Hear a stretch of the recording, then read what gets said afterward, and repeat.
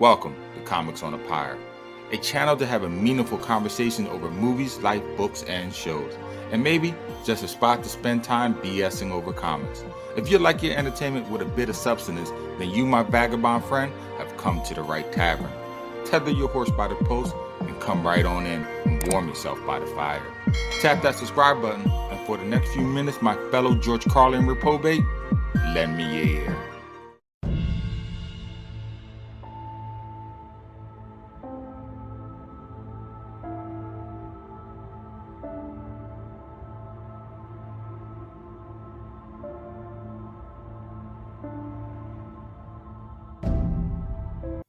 Thanos Quest is a two-part story arc that was published in September and October of 1990. And man, let me tell you, this short and sweet series is both a masterpiece and a paramount addition to the Infinity Gem canon. Within these pages, a lot of mysteries are revealed, such as to the true reason why Thanos really wants the gems, what the gems are, and how he came to the realization of their true powers. Without further ado, let's dive into this masterpiece. The story starts out with the Titan pondering over the mysteries of conscious thought, as well as the underlying levels known as the unconscious, all while staring into the abyss before him known as the Infinity Well. Within this vortex depths, thought is unlimited and without bounds. No concept is intangible, nor theory inconceivable. For within this knowledge on how to unlock the powers of the Infinity Gems, it is revealed to him. With this esoteric understanding, he wishes to serve the Mistress Death in a more efficient manner. Her utmost desire is for half of the population of the universe to perish. Thanos tells her if he could be allowed to go on this one excursion to obtain the Infinity Gems, he will be able to complete this very task. Only, instead of taking a lifetime to do so, with the gems in his possession, he could eliminate half of the universe in a fraction of a second, thus bringing glory to her name and garnering her favor. Once Death condones Thanos' desire, he is immediately off to confront the owner of the first gem. It is in the possession of the cosmic entity known as the In-Betweener. This entity exists as a synthesis of a major concept of the universe, both at the same time being life and death, reality and illusion, good, evil, logic, emotion, existence, oblivion, and God and man. He is an agent of Lord Chaos and Master Order, two of the universe's principal abstract beings, whose appointed task is to maintain the universal balance. But it seems the In-Betweener has fallen out of grace of his masters. He is now imprisoned in a powerful sphere, located poetically at the nexus of reality, at the fulcrum of existence, the very point between where chaos meets order, in betwixt. Like I said, poetic. When Thanos arrives in the nexus, he quickly dispatches the minion's guards and offers the In-Betweener a deal. If he helps free him, he will become his new master. The Titan tells the In-Betweener that he is tired of serving Death, that he wishes to be free from her chains. But if he abandons his duties to her, she will retaliate with retribution upon him. To negate this unappealing dilemma, Thanos wishes sanctuary under the In-Betweener's ward. Unsuspecting of the Titan's true intentions, he agrees to the terms of his release. After all, the In-Betweener has no intention of holding up his side of the bargain either. So what does he have to lose? Well, it turns out the answer to that question is the Soul Gem. The second gem on his itinerary to be obtained is held by an elder known by the Champion. This being thrives on the planet Tamarak. This world is battle-worn and constantly besieged by incessant conflict.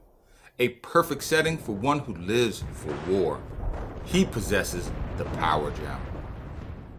When Thanos arrives on the world, he challenges the Champion to a test of open combat, knowing his ego would never allow him to concede. In the end, the Titan uses the champion's own strength against him in a weird kind of cosmic judo. Nevertheless, believe it or not, the champion in the end willingly hands over the power gem. The next gem on the list to be obtained is the time gem.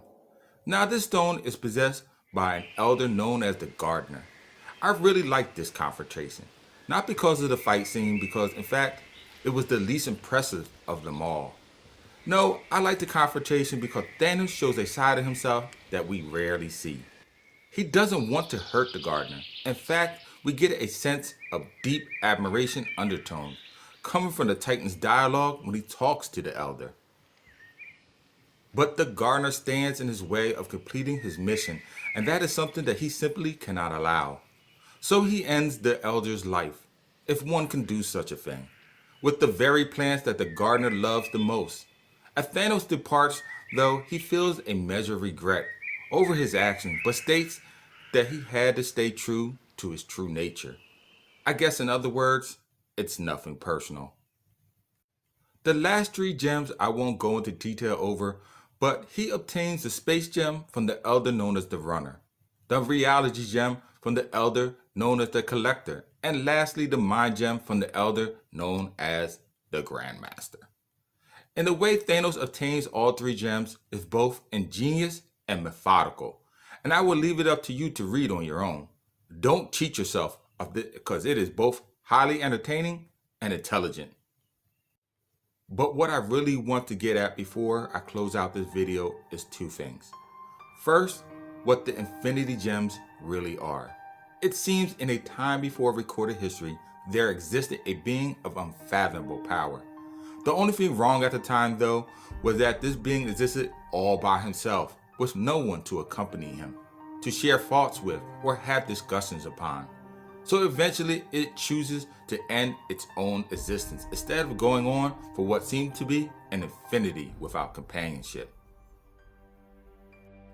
But it seems the core of its being will not allow itself to be extinguished altogether, and was reincarnated in the form of 6 Infinity Gems.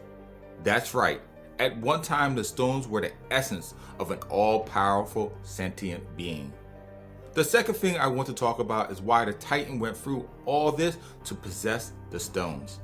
Now, if you were like me, you were like, duh, to be one of the most powerful beings in the universe.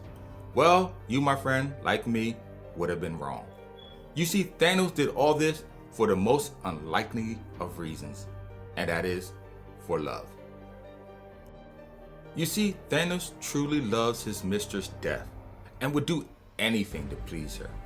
So he thought that if he possessed these stones, then that act would elevate him from her vassal to be one worthy enough to sit by her side near her throne, to rule with her as an equal, even maybe her lover.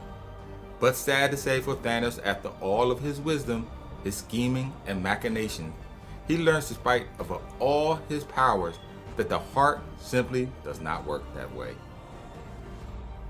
You cannot make someone love you. Either they do or they don't. Sure, with the gems in his possession, he could bend her to his will and make her love him. But what good is that? He wanted Death to want him on her own terms and not to be forced against her will. In the end, the Titan learns a valuable lesson. Even with all the powers, that there are some things that are still beyond his reach. And one of them is the true affection of the heart. Well, I think I said enough on this series. I intentionally left a lot of the details out for you to discover for yourself. But if you like this video, then by all means, visit my comic book based YouTube channel, Comic on the Pyre, for other videos like it. While there, make sure to tap on the bell icon to be notified when the next video drops. Until then though, in the interim, as always, keep reading, my friends.